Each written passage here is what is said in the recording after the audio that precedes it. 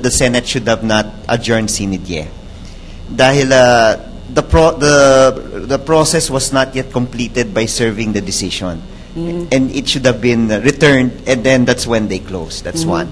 Second, there are a lot of issues that were left hanging. For example, no discussion on the properties. Is it really considered an asset if it is not transferred, no, even fully paid? Ito yung mga issues na hindi sinagot ng ating mga senator judges.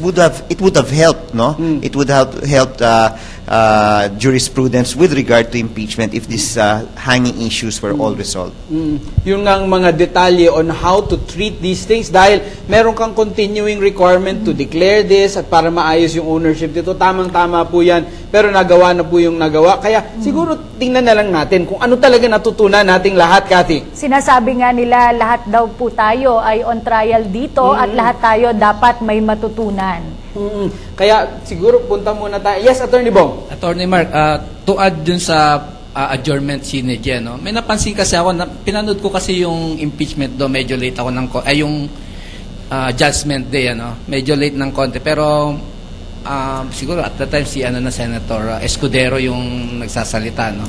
Ang napansin ko lang, sir, Congressman, hindi nyo ba napansin na wala ding penalty? Kasi according to the Constitution, ang penalty dapat removal and disqualification from public office. Pero there is an opinion even by Senator Tata, who's been a regular guest in this forum, na nasabi niya pwedeng censure yan or fine or 6 months suspend. Di ba? Parang ganon. So, to my mind, may isang pagkukulang yung Senado sa decision nila na they did not impose the penalty. Yan ang immediate ko na pinost sa Facebook na parang nakaligtaan ng Senado na i-impose yung penalty considering that ang sabi ng Supreme Court ay ng Constitution natin, the judgment in cases of impeachment shall not extend further than removal. Ibig sabihin, dati kasi akala ko removal lang, pero if it does not extend further than removal, pwede palang mas mababa pala to. No? So, sa tingin ko, isa itong magiging issue, further issue na pwede kong ikaw ay magsasabi na okay, na-impeach nga ako, wala namang penalty. Attorney Bong, isa sa mga senador nilinaw pagkatapos ng trial na sa kanilang intindi at majority of the senators, ang intindi po talaga nila, nagkakaisa sila sa kanilang interpretasyon na removal from public office. It was Senator Coco, no? Senator Coco. Alam mo naman, Mark, sa batas, ang pagkakaintindi sa labas ng korte, iba na yon. Okay, pero diba? Sige, puntahan natin ngayon yung learnings naman ng ating mga kabataan siguro muna.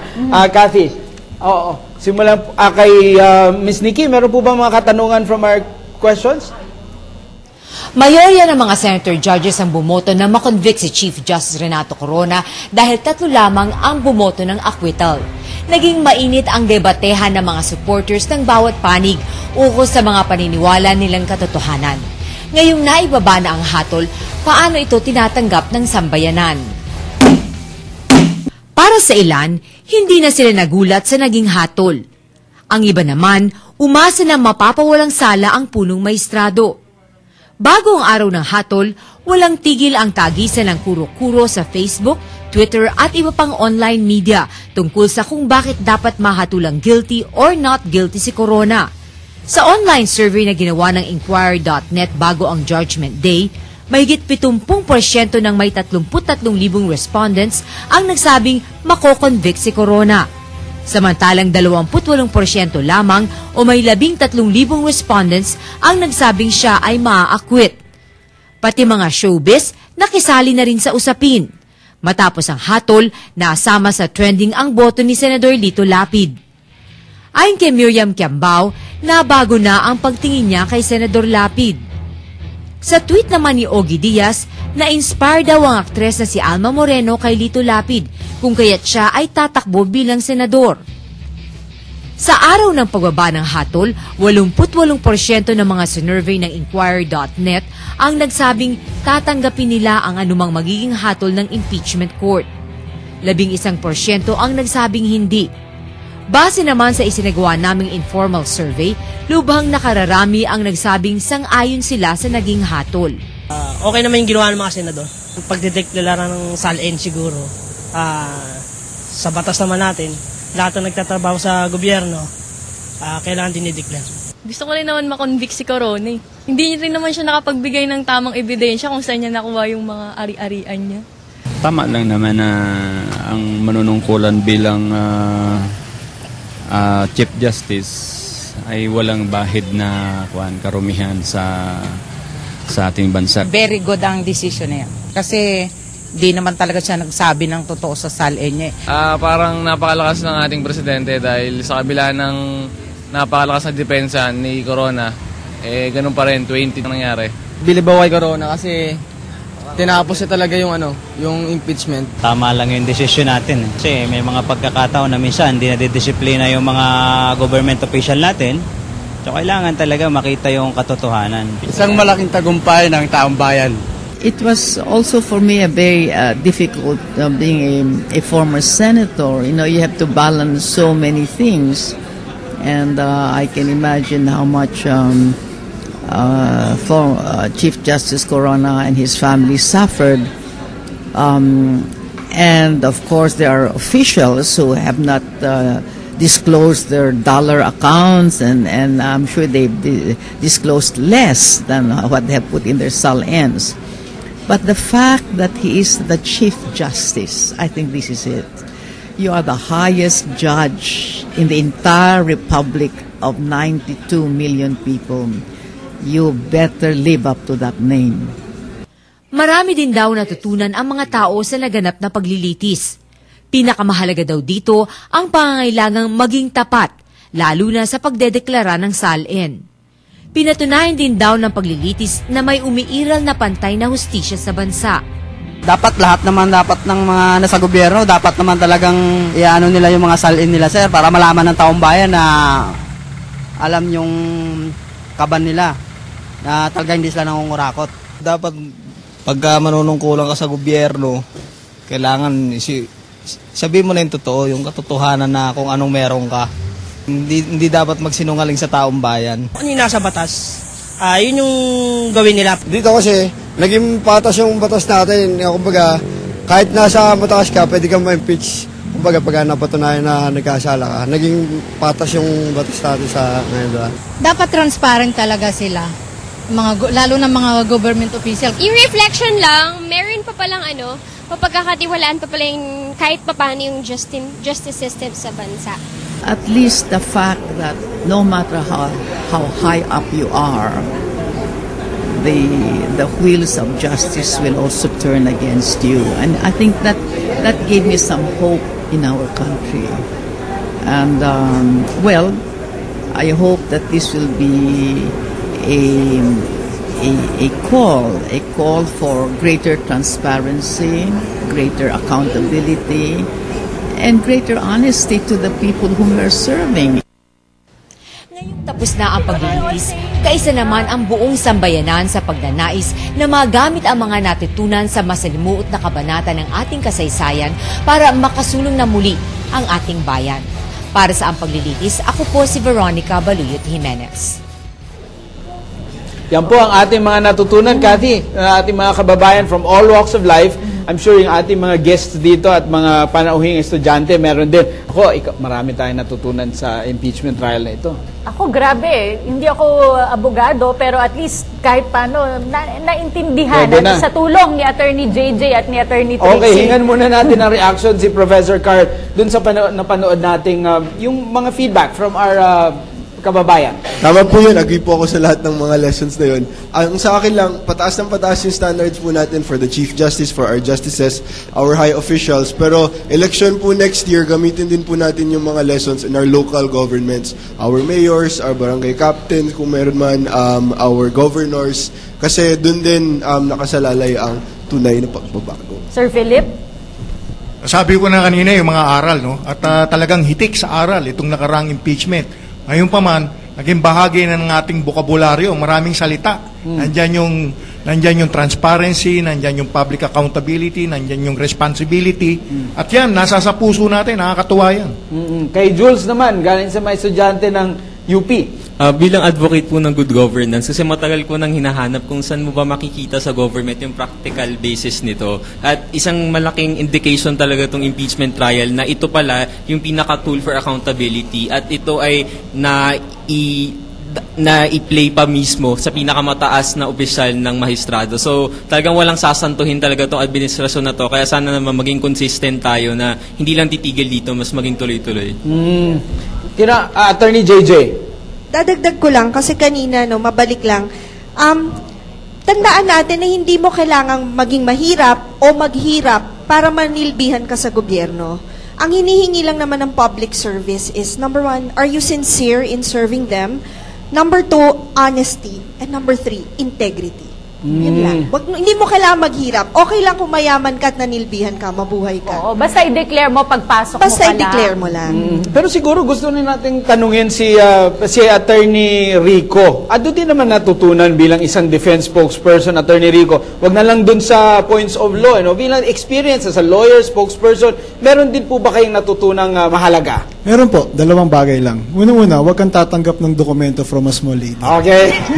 Humihigit pa rin talagang defense lawyer. Hindi, totoo po. Unang-una, kasi ayun sa mga kabataan, pag may nagbigay ho sa inyo ng envelope, ang unang-una ho sinasabi sa inyo ng mga magulang nyo, kung galing kang probinsya, galing akong probinsya. Kung pagdating ko ho dito sa Manila, ang unang-unang sasabihin sa akin ng magulang ko, wag kang tatanggap ng bagay sa hindi mo kakilala. So yan ho, tama nga ho pala ang magulang. Okay. Pangalawa, sinabi yun, totoo po. Pangalawa, siguro po kailangan mas maging responsible tayo. Hindi lamang po sa media, pero tayo pong bilang mga Pilipino, bago ho tayo maglabas ng isang bagay o magsabi ng isang bagay na makakasakit sa ating kapwa, siguro po pag-ingatan po muna natin sapagkat mahirap din naman pong gumawa ng pangalan at mahirap po panghawakan itong pangalan na ibinigay po sa atin ng ating mga magulang. Tamang-tama. May follow-up question po mula sa Twitter, Attorney Kicho. Ano po ba ang judicial reform para sa inyo? Well, alam niyo po yung judicial reform. Patuloy po itong hamon. Hindi naman po ito natatapos dahil napalitan yung Chief Justice natin.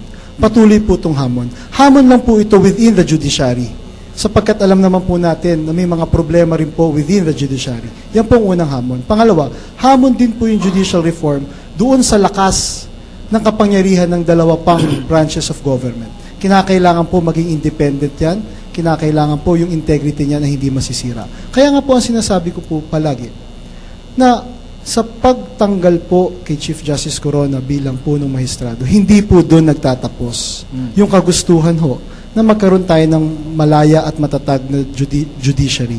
Sapagkat patuloy po itong hamon, hindi lamang po sa ating mga mambabatas, hindi lamang po sa executive branch, ngunit sa taong bayan na rin po. Yan ang judicial reform. Just a quick follow-up, Attorney Kicho. Kumusta po ang ating mga court employees na sumuporta? Natanggap po ba nila at ano pong sinabi nila nitong this morning na sinabi nyo hindi na i-apela? Alam mo, Mark, sa totoo lang po, ay hindi ho ako nakikipag-usap sa mga court personnel sapagkat ayoko magkaroon ng dungis yung aking voluntary work for the Chief Justice. That is very basic for me. Okay. But based on the reports, malungkot po sila, ngunit tanggap na rin po nila. Ito lang, Gio, isang follow-up lang sa aking Twitter account, may nagbigay ng katanungan para po sa inyo, Attorney Kicho. Sa palagay niyo po ba, hustisya po itong nangyari dito sa impeachment trial na ito? Well, I think this is a vindication of sorts. Vindication on the part of the prosecution that although at the start, admittedly, they do not have a strong case, they were able to convict the Chief Justice. Vindication naman on the part of the defense that although we are struggling to really have a good fight outside and inside the Senate impeachment court, it is also the Chief Justice who redeemed himself. Although he got convicted, he redeemed it with the submission of the waiver and by calling for everyone, for government officials, to heed the call of public accountability and transparency. Alam niyo yung sagot na yun? Hindi yung sagot na abogado, sagot yun ng statesman. Hindi sagot yun vindication for both sides, vindication for everyone. Gio? Maraming sir. May maliit na katanungan para kay Attorney JJ sa Twitter, mula kay Tristan Duco. Being impeached means no more benefits. Ito ba'y tulad ng retirement benefits? Alam nyo, kasama rin po yan sa mga forfeitures na pinipinalize kapag ka natanggal ka sa iyong trabaho sa gobyerno. Pero tandaan natin ito, ito'y impeachment at kakaibang proseso ito. As in fact, hindi pa nga malinaw, ano ba talagang kaparusahan niya? Removal from office? Censure lang ba? Hindi pa rin inilahad doon kung pati ba benepisyo niya. Pero kung sakasakali, no, usually ang government benefits, makukuha mo yan ng buong buo upon completion of 15 years na serbisyo. Pero kung hindi, you are entitled to the reimbursement of all your contributions. Maraming salamat. Tawagin ko naman si Ruby Torres mula sa Ama Malolos. Sige, pili. Marami po tayong magagaling na panauhin. Sino pong gusto nyo tanungin? Congressman. Congressman Erin. Since tapos na po yung impeachment trial, maihahabol pa po ba yung RH bill bago mag-SONA? Ayan. Mahalagang tanong si Attorney Trixie kinakabahan siya, Magandang tanong. Well, kagaya ng sinabi ko, meron pong ilang mga nakalista pang mag-interpellate sa sponsor ng RH bill. So kung ang pag-uusapan po natin yung last 3 days before we adjourn in June 6, baka mahirapan pong habulin. Most probably after the SONA. And ayoko naman pangunahan ng ating Pangulo, baka banggitin uli ng ating Pangulo yan sa kanyang State of the Nation. So that would be a clear message that he wants the RH bill passed. Okay, Ms. Nikki. Yes, may katanungan si Jerome Paklihan ng ICCT Colleges para kay Congressman Erin. Magandang hapon po. Katanong ko na po, ano po ang una ninyong ginawa nang matapos po ang impeachment trial? Kinamayan ko po yung mga kasamahan ko po sa depensa. No, dahil magkakaibigan po. I just met Attorney Rico when the case started. Of course, habang sa 44 na araw na parati po kami nakikita at nag-guess sa paglilitis, no? Syempre, you get that relationship going. So, nakita po natin na pagkatapos ng trial, lahat po ng mga abogado on both sides approach each other, exchange their hands, pleasantries. At yung tanong nga sana hindi sa susunod na impeachment makikita ulit kami, pero even in ordinary situations, no, ang tanong nga kung yung spokespersons pwede magkaroon ng isang dinner all together or isang show na magkaharap ang lahat ng spokespersons and share stories about the impeachment. So yun po yung pinag-usapan. Madali po si Ms. Nikki ang sasagot niyan. Isang show daw, Ma'am Nikki. Pwede. Meron din tayong katanungan mula kay Richard Reynoso, hindi singer. Siya mula sa ICCT Colleges. Richard. Halata 80s. For Attorney Bong po. Magandang hapon po. Gusto ko lang pong malaman kung meron na po ba kayong nagagawang mga listahan ng nominadong mga nominadong Chief Justice, yung mga IVP po. Wala pa yung... Kasi ang proseso yan is the JBC will nominate at least 3. Wala pa akong alam na listahan pero may naririnig na akong mga possible candidates, sa akin naman medyo the JBC has, I think, within 90 days and the President to appoint another Chief Justice. Hopefully, we will appoint the right and correct one. Kaya nga, ito nga, palagi ko naman, dati kasi akong NBA agent, so lahat ng ina-appoint sa judiciary, bina-background investigation namin yan noon. So, sigurado ko, sana hanapin nyo yung mga SALN nila, tingnan yung bahay, mga ganun, di ba? Kaya, i-apply natin. Paalala yan ni Attorney. Kaya nga, parang na rin yan, parang pagtakbo na rin sa isang posisyon yan na sana gawin din nila yung trabaho nila na to properly investigate yung background ng mga possible candidates for the Chief Justice para taasan natin yung antas ng ating tanong natin sa paglilingkod sa bayan. Yung IBP spokesperson, Attorney Trixie, meron nang lumulutang sa Facebook, mga tigalaba sila